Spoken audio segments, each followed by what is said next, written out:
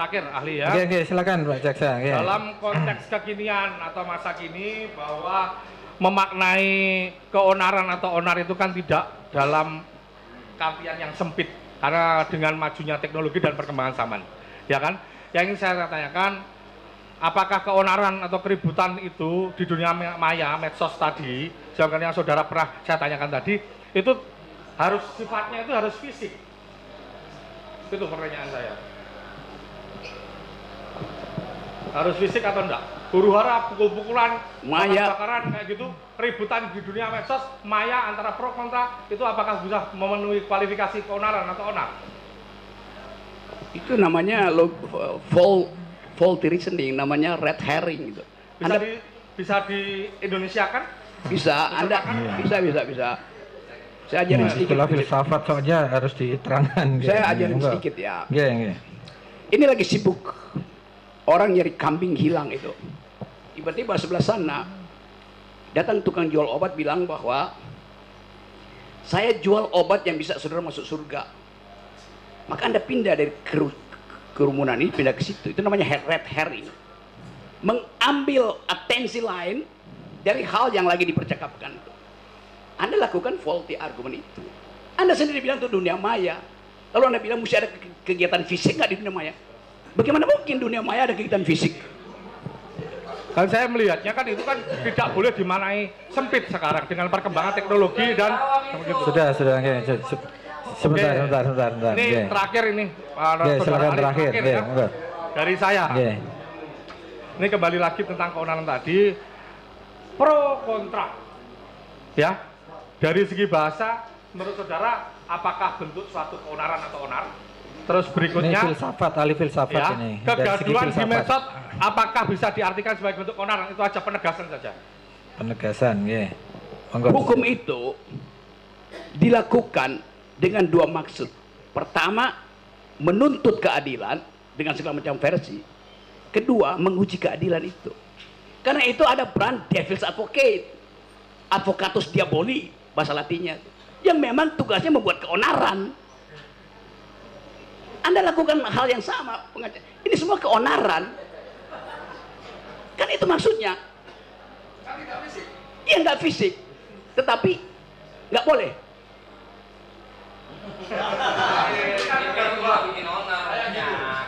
Yang Anda maksud keonaran itu kalau menyebabkan akibat material. Di mana ada akibat material orang keonaran di dunia maya tuh. You are playing devil's advocate. Pak Jaksa, ada lagi dari yang lain? Ada. Menambahkan? Baik, saya menambahkan. Singkat saja. Ya, baik, tadi ahli menyinggung sedikit tentang pendapat bahwa ada penjelasan ahli bahwa Presiden Jokowi itu tidak paham Pancasila. Ya. Lalu kalau kita melihat bahwa pengertian dari segala sumber hukum di Indonesia itu Pancasila, apakah ahli sependapat dengan itu? Sumber dari segala sumber hukum adalah Pancasila di Indonesia. Bukan saya sependapat, faktanya memang begitu. Oke, baik. Tapi saya tidak sependapat kalau saya bikin kajian filosofi bahwa Pancasila itu sumber dari segala sumber hukum. Itu yang menyebabkan kalau saya pakai parameter itu, seluruh peristiwa reasoning kebijakan Jokowi tidak fit and proper dengan segala sumber hukum itu. Baik, enggak. Saya hanya menanyakan apakah sumber dari segala sumber hukum di Indonesia adalah Pancasila, itu sudah menjadi pedoman. Ya, baik. Artinya bahwa dalam kehidupan bernegara, berbangsa, bermasyarakat, berbangsa dan bernegara, semua warga negara Indonesia harus berdasarkan Pancasila. Oke. Salah satu butir pelaksanaan dari Pancasila adalah salah satunya saling menghormati sesama manusia. Baik. Nah, dihubungkan dengan penjelasan ahli bahwa tadi dikatakan bahwa hoax itu bukan kejahatan, orang saling caci maki di dalam ruang publik sekalipun, di media sekalipun, itu biasa-biasa saja, boleh-boleh saja. Yang saya tanyakan, kalau itu menimbulkan suatu hal yang pada akhirnya tadi saling dendam, saling caci maki, saling bermusuhan, ada pro dan kontra. Bagaimana dengan kehidupan bangsa kita? Bagaimana dengan pendidikan moral bangsa kita? Kita ini yang senior-senior ini kan memberikan edukasi kepada yang junior-junior. Kalau hal ini dibiarkan adanya caci maki, apalagi di ruang publik, bagaimana dengan moral anak-anak cucu kita nanti? Moral anak-anak kita lebih bagus dari moral Anda sebagai senior gitu. Ya, saya terangkan ya, saya terangkan. 3 jam lalu seorang anak SD umur 14 tahun wawancara saya di ruang rapat situ. Dia anak SMP, matanya cacat. Dia mendengarkan seluruh podcast saya tentang keadilan. Dan dia bilang begini, saya umur 14 tahun, tapi saya mau protes kenapa negara ini terus menerus tidak dia pakai bahasa, bukankah negara ini Pancasilais? Kenapa keadilan susah betul diperoleh? Dia tidak berpikir, dia intuisi melihat keadaan. Anak umur 14 tahun, dia tahu bahwa seluruh kegiatan seminggu ini bertumpu pada peristiwa di Departemen Keuangan. Dia tahu bahwa Pak Jokowi hanya bilang supaya jangan pamer-pamer keuangan, kemewahan. Dia protes. Dia bilang ini bukan soal pameran, ini sistemnya. Anak itu moralnya lebih tinggi dari Anda itu sebagai senior. Iya. Dari mana saudara mengatakan bahwa itu moralnya lebih tinggi dari saya? Dari cara dia memprotes. Apakah saya memprotes saudara? Anda bertanya seolah-olah moral mereka itu harus Anda didik.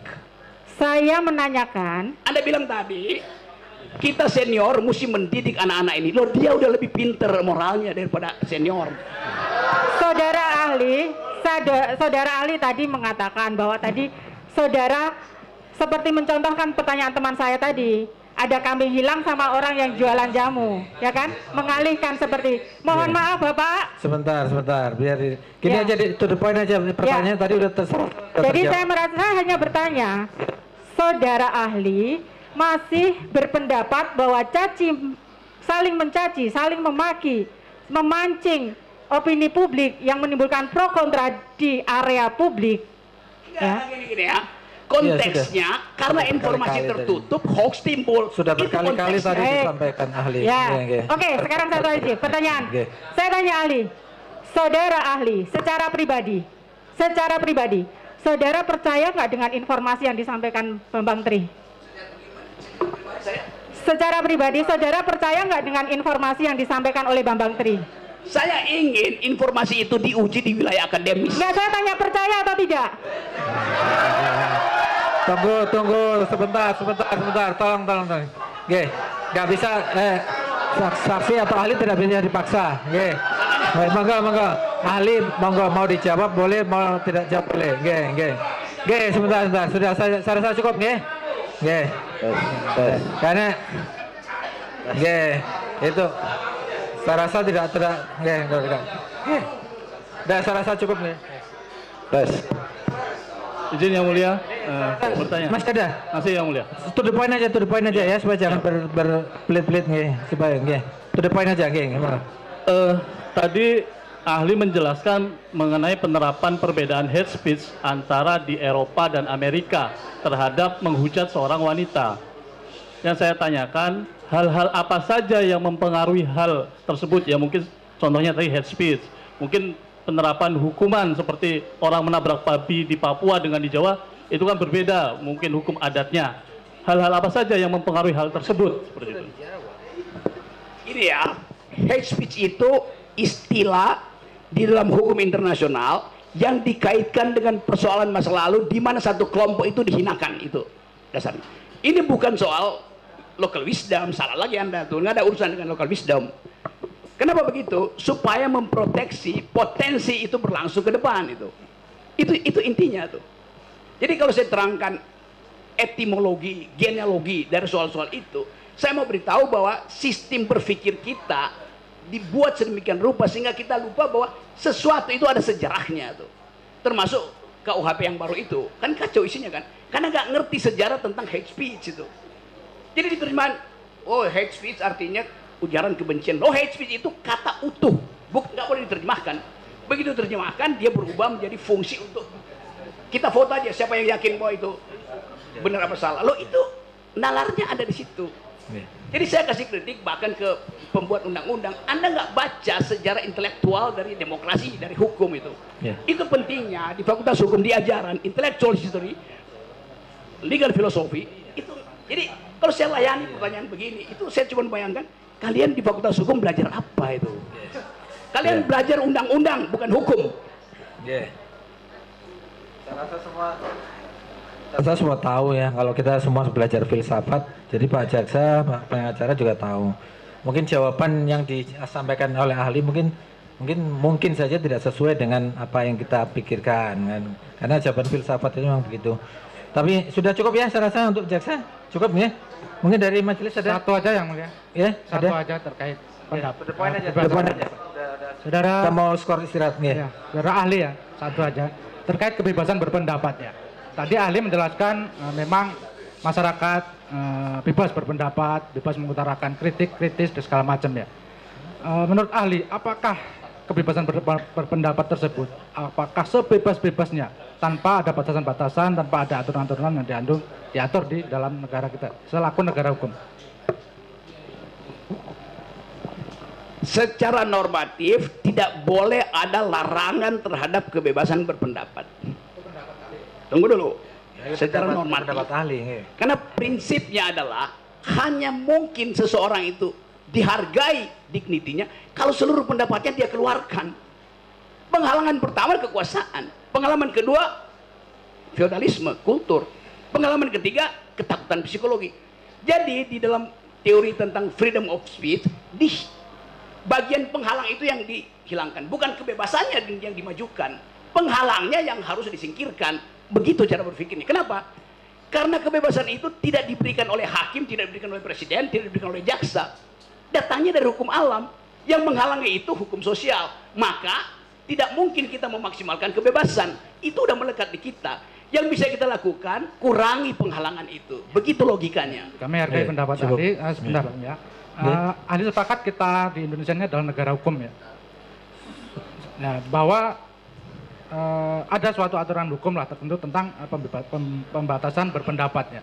Nah, sebagai ahli filsafat dan saya juga ingin tahu apa dari tujuan dibuatnya pembatasan terkait kebebasan berpendapat ini berdasarkan pasal 28 huruf C Undang-Undang Dasar. Ini pertanyaan 30 tahun lalu waktu saya masih jadi penasihat Buyung Nasution itu soal beginian. Gini. Pasal yang mengatur kebebasan berpendapat itu untuk memaksimalkan kebebasan berpendapat, bukan untuk menghalangi.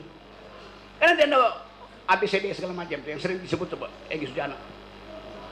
Jadi kalau semakin diatur kebebasan itu, semakin nilai pendapatnya semakin kurang.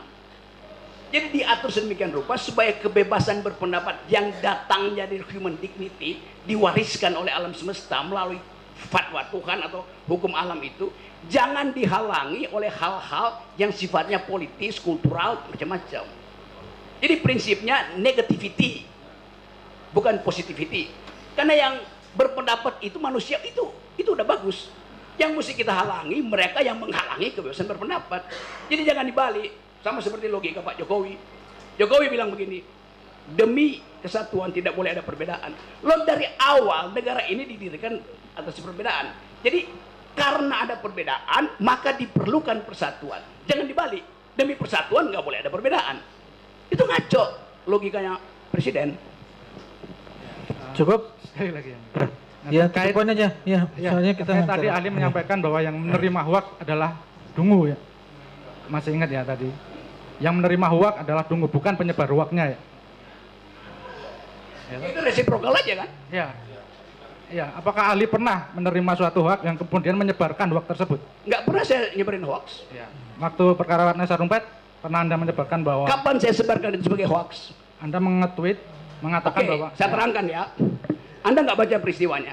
Waktu peristiwa Ratna Sarumpait terjadi, saya ada di ketinggian 5.600 meter di Gunung Elbrus, suhu 26 derajat Celcius minus, angin 90 km.